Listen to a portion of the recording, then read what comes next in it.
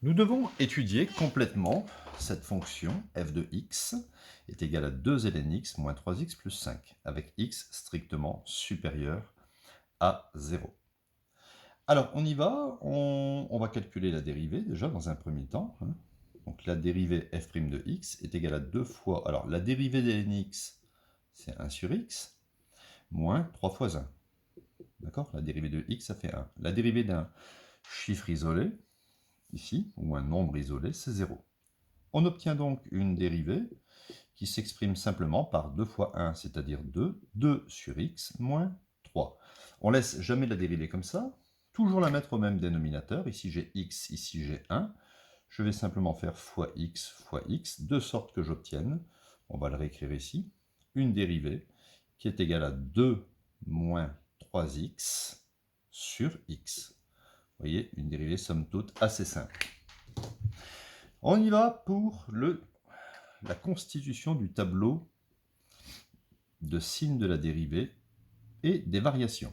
Donc x doit être strictement supérieur à 0, c'est à cause ici de ln x. Donc 0, je ne prends pas 0, plus l'infini. Donc je vais étudier le signe de 2 moins 3x, le numérateur, le signe du dénominateur, le signe de la dérivée constitutive, et ensuite les variations de ma fonction f. Je ferme mon tableau, tout ça à main levée. Voilà. Alors ici, 2 moins 3x, je fais une petite équation. Quand est-ce que 2 moins 3x égale à 0?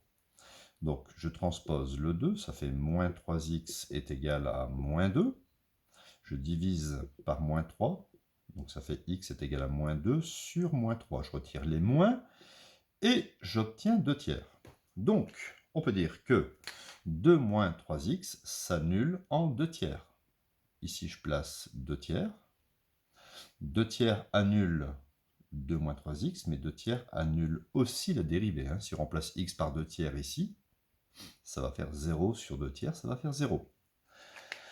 Alors, petit moyen mnémotechnique, quand il y a un plus, quand il y a un moins devant le x, ça c'est une fonction affine, on met des moins à droite du 0.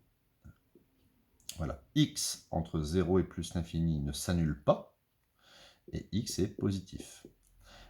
Un plus divisé par un plus, ça me donne un plus, et un moins divisé par un plus, ça me donne un moins. Quand la dérivée est positive, n'oubliez pas que la dérivée, c'est le coefficient directeur de la tangente, ou la pente de la tangente. Quand la pente est positive, la fonction est croissante, et quand f' de x est négatif, la fonction est décroissante. Ici, je vais calculer l'image de 2 tiers. On va le faire d'ailleurs en valeur exacte, f de 2 tiers. Je remplace x par 2 tiers. J'obtiens 2 logarithmes de 2 tiers, moins 3 fois 2 tiers, plus 5. Tout de suite, je barre les 3, et j'obtiens 2 logarithmes de 2 tiers. Ici, moins 2 plus 5, ou 5 moins 2, ça fait plus 3. Donc ça, c'est la valeur, en fait, exacte. Alors si je veux en donner une valeur approchée, j'utilise la calculette, 2 fois logarithme de 2 tiers plus 3. Donc j'obtiens, d'accord, à peu près égal à 2, bon, il y a un 1 et un 8. Donc si j'arrondis à un chiffre après la virgule, ça fait à peu près 2,2. Donc ici, je vais mettre à peu près 2, 2,2. Voilà, très bien. Ensuite, les limites. On va commencer ici, juste à droite de 0, vous êtes en 0 plus. Qu'est-ce que c'est que 0 plus? Par exemple, c'est 0,0001. Donc, la limite, je vais d'abord prendre 2. Donc là, je travaille, je vais marquer en 0 plus. La limite de 2 ln x quand x tend vers 0 plus, à savoir par cœur, ln de 0 plus, ça tend vers moins l'infini. Ça, c'est du cours. Par ailleurs, la limite de moins 3x plus 5 quand x tend vers 0 plus, je remplace x par 0, je vais obtenir 5.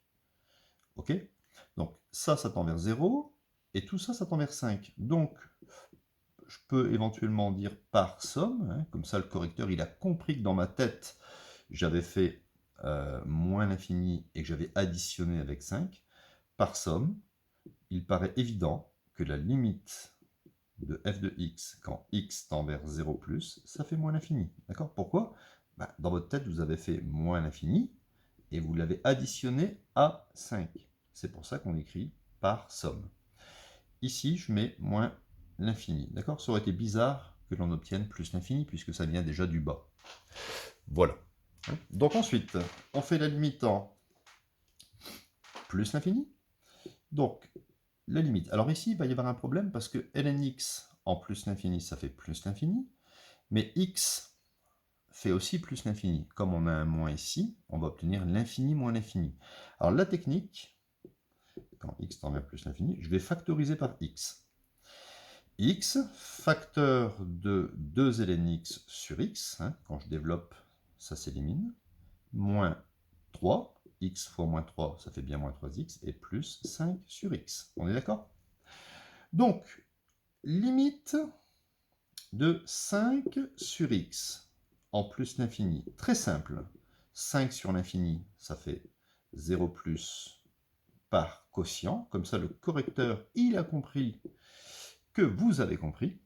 5 sur l'infini, ça fait 0. Donc ça tend vers 0.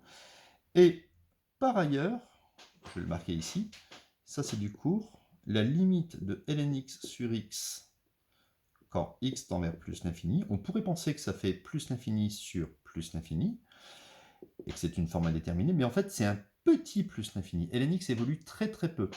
Donc en fait ça fait 0 par, et vous pouvez l'écrire comme ça, par croissance comparée. C'est pas les mêmes plus l'infini. Ça, c'est un petit plus l'infini. De toute façon, vous n'avez qu'à faire logarithme de 3000 divisé par 3000. Vous allez voir que le logarithme de 3000, ça évolue très très peu. Donc ça tend très vite vers 0. Donc par croissance comparée, ça tend vers 0. Qu'est-ce qu'il vous reste? Regardez, il vous reste x fois moins 3. Donc il reste la limite de moins 3x en plus l'infini. Et ça fait moins l'infini. Moins 3 fois l'infini. D'accord? Donc voilà, le tableau est complètement déterminé.